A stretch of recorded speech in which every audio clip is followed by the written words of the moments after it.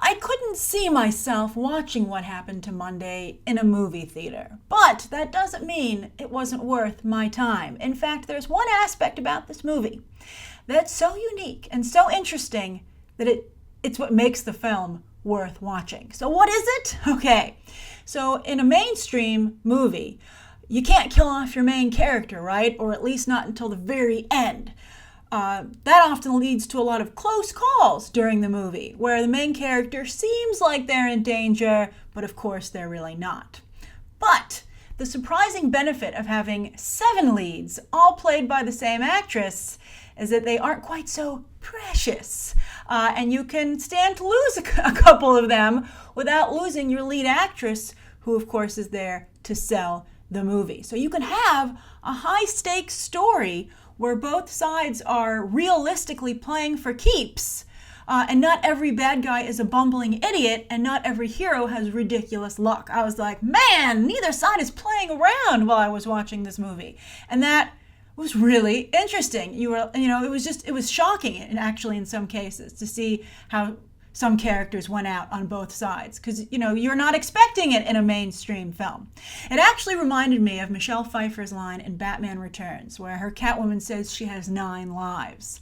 But here, each life is a separate person, which was really interesting to watch, particularly thanks to a nuanced and unusually physical performance by Noomi Rapace. Now, unfortunately, I said the lead actor is supposed to sell a movie, and I don't think Noomi Rapace does much selling, particularly when you think of how much people would want to see, say, 7 Denzel Washingtons, right? Or 7 Chris Pratts.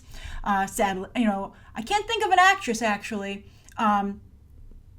Even Charlize Theron stumbled a little bit box office-wise with Atomic Blonde. It's tough out there. But anyway, it's a shame that Noomi Rapace can't really sell this movie, because I don't think you could do a better job than she does here, quite frankly. She not only believably creates 7 different characters, but she does some truly spectacular action work. I would not want to get into a fight with Noomi Rapace. Her physicality here is so impressive. In fact, a couple of times I was like, I can see why someone would think she could inherit the mantle of Ripley, but I don't think she was utilized as well in Prometheus as she is here. She has an edge to her that you don't see in most actresses, not only in how she looks, but how she moves. I also thought it was amusing how each sister not only was named after a day of the week, but reflected that day of the week, and how the filmmakers chose to interpret that day, right? Like, what are the qualities of Tuesday? What are the qualities of Thursday? In fact, I would have liked to have seen the movie do more with that. The script overall, to be honest, is really cliche, and it's really just an excuse for this idea of 7 expendable sisters, and the action sequences that go along with that.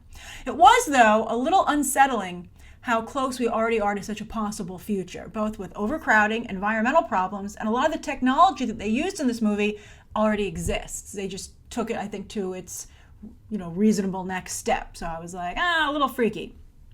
Also, although the big reveal at the end is so obvious from the very beginning, like the very, very beginning, that it's a little bit hard to imagine that not only all the characters, but everyone on the face of the earth is so naive, right? It's like, you've never read a sci-fi story or seen a movie? I mean, it seems pretty obvious to me what's going on here. But anyway, some of the twists I did not see coming, at least until the very last moment, and that also kept things interesting. To be fair, what really kept things interesting was the mortality rate, and really seeing characters go at each other, not having to be held back by the conventions of mainstream storytelling. As for the other characters, Jafar is in this movie, but sadly, maybe not sadly, but I saw more of Marwan Kenzari's butt, really graphic sex scene in this movie, than his acting ability, as his role is pretty small as well as very two-dimensional. When I saw his name in the credits when the movie started, I was like, oh wow, I'm going to get an idea of what this guy's like as an actor, because he's Jafar. And sadly, that opportunity never materialized. Willem Dafoe is always good, but Glenn Close was a little too Kate Winslet in Divergent. I mean, come on, ladies, you're Oscar winners. Glenn Close must have won an Oscar, right? But I mean, come on. I think that they should be both a little embarrassed by their work in each property.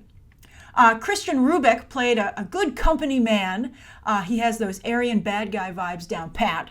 And then Clara Read plays the younger version of the sisters, and she did a really nice, nuanced job. But what really frustrated me is that she looks absolutely nothing like Noomi Rapace. I mean, Noomi Rapace and Willem Dafoe kind of look alike, so I bought her as her grandfather.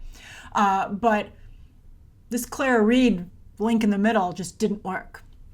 Speaking of Read and Rapace, it was also fun as a cinephile and somebody who likes to see behind the scenes stuff to try and figure out while watching the movie how they were having the two actresses play 7 different characters with a reasonably small budget, right? I mean, it's like, how are you cheating this? And Read, Rapace, and the whole behind the camera team should be very proud of the work that they do here, because I never saw an obvious cheat or mistake, again, with a low budget film. So that was very impressive. As for everything else, though, from the production design to the locations to the directing, if this was someone's first film or one of their first films, I'd be impressed. But everybody associated with this movie has been working for a while, and at this point in their careers, they should be pushing themselves a bit more. So yeah, Orphan Black got here first, but this definitely has its merits. And Netflix really has 3 categories of content, right? Quality entertainment, filler for Netflix, and then in the middle, good enough to pass the time. And this falls in that last category. So that's my review of what happened to Monday. I'd be very curious to hear your thoughts about it down below. I'll be picking one comment from a BTT subscriber. You have to be a Beyond the Trailer subscriber to qualify. But one comment will win a $30 AMC gift card, courtesy of sponsor Broadband TV. This is happening every weekday through August 23rd. So again, subscribe, share your thoughts down below, and as always, you can check out some more videos right now.